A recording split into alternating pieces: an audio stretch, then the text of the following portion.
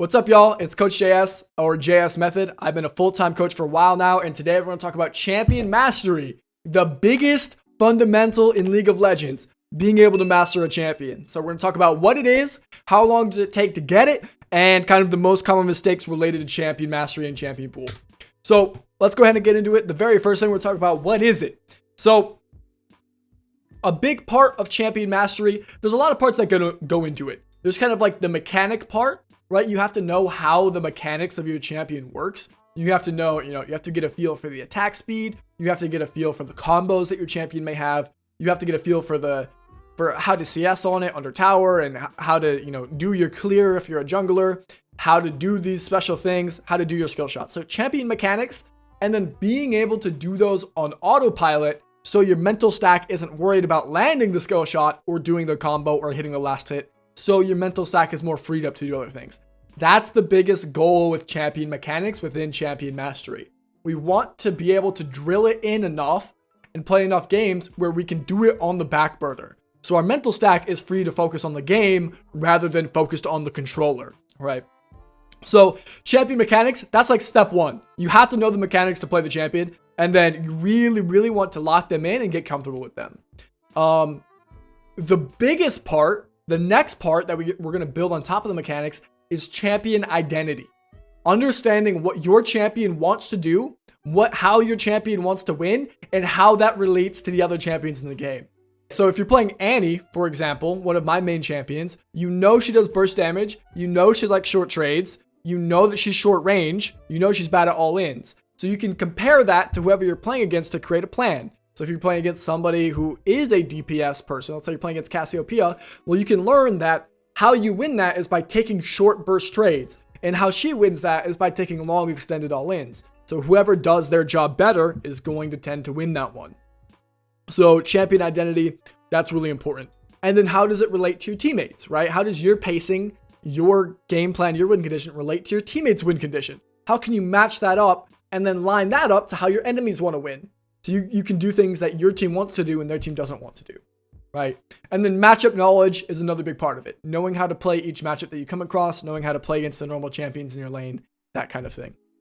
So that's what champion mastery is. It's about learning all of these things and drilling them in deep enough to be automatic so you can focus on the game rather than the champion.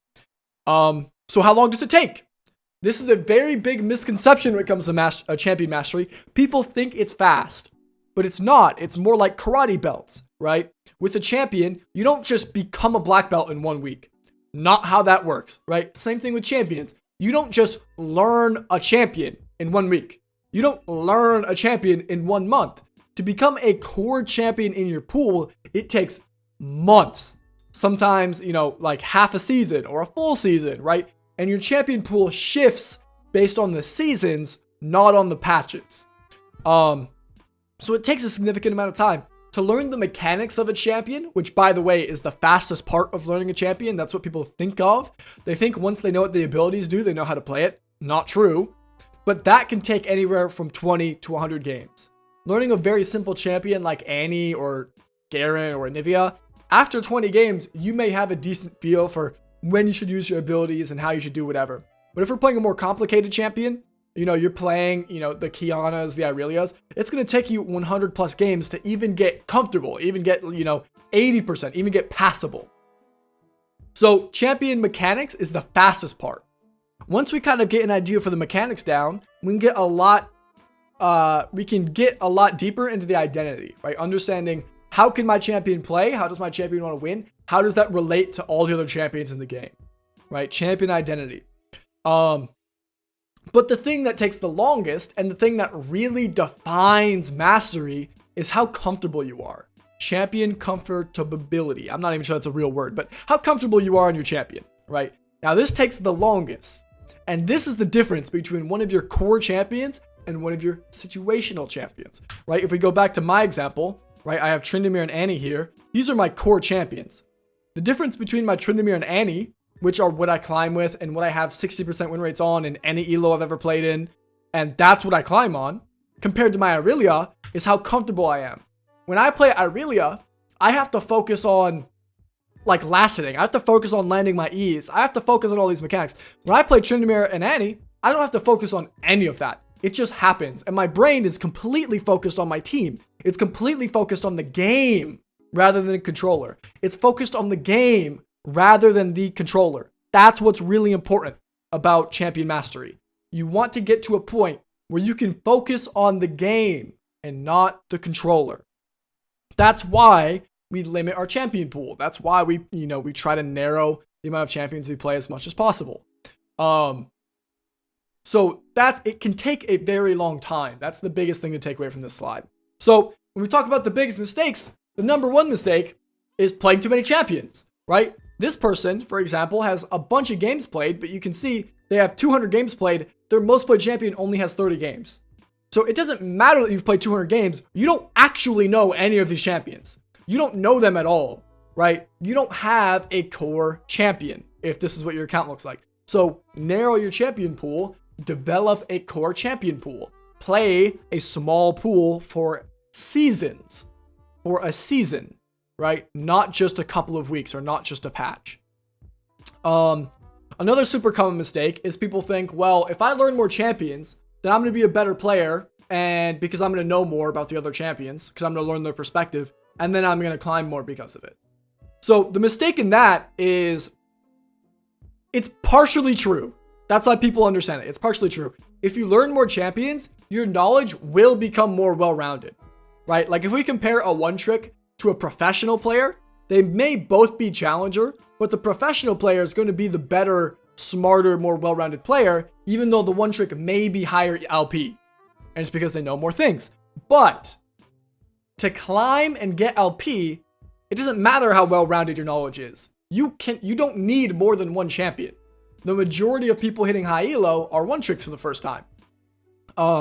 So you don't need more than one champion. The time it takes you to get comfortable on a bigger champion pool is not enough. Like it's so much time compared to just playing one champion and learning that way. So the smaller you can make your champion pool, the better it is, the more faster, more efficient you can be in terms of getting ELO. Now, sometimes our goal isn't ELO. If your goal is to, play Clash with your friends and you want to develop a champion pool, you may have to add more champions, but that will slow your climb, right? If your goal is to play amateur or collegiate and you're a master level player, if you want to add champions to your pool, you're going to stay a master level player or even get worse as you're adding those other champions to your pool, but you'll be a more well-rounded master player. You won't climb, you won't get better in terms of ELO, but you'll be more well-rounded, right? So that's how you can think about adding champions to your game. It's not going to make you climb more, no matter what, but it will round out your knowledge pool a little bit so you have more perspective on the game.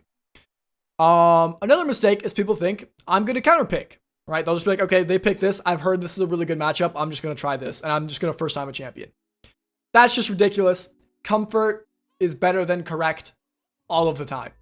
Comfort is better than correct in solo queue all of the time. It's a little bit different in a team situation where, you're playing Clash or you're playing collegiate or you're playing amateur. Sometimes you do have to, go for the correct over comfort. But in that case, you're kind of primed for that. You're ready for that. It's a different goal than climbing in solo queue and learning as much as possible in solo queue. In solo queue, comfort is better than correct, period. So don't counterpick. It's much better to have your core champion pool and play within that core champion pool, right? It's much better if they pick a champion Irelia's really good into for me to still play TRYND and Annie rather than me play Irelia because that's my comfort. This mastery on my Irelia, by the way, came before the rework. So I haven't played rework Irelia at all. So it's I cannot play that champion because she's not one of my comfort champions. And then the last thing I hear a lot is oh, I can learn a champion pretty quick. And it's no, you can't. It doesn't work like that. You do not pick up champions quickly. It takes months upon months and hundreds of games to gain that comfortable factor. That comfortable factor is the thing that everybody overlooks. Anyways, champion mastery is definitely the most important fundamental in League. I tell people that if you just know your champion mechanics and you know your champion's identity, aka you have champion mastery, that's enough to get you into Platinum 2 with zero other fundamentals, zero other concepts about the game. So that means if you're not in Platinum 2, you probably suck at your champion. Now, the good news is, like, it's very simple. Limit your champion pool, learn your champion mechanics, learn your identity, watch better players play your champion and talk about your champion, and go from there. It's definitely the most efficient way to climb. Learn your damn champion. Anyways, I hope you guys appreciate this video. That was Champion Mastery. It's another one of the league fundamentals. If you guys have any video ideas or any feedback, drop it in the comments. I really appreciate it. And I'll see you guys tomorrow. Peace.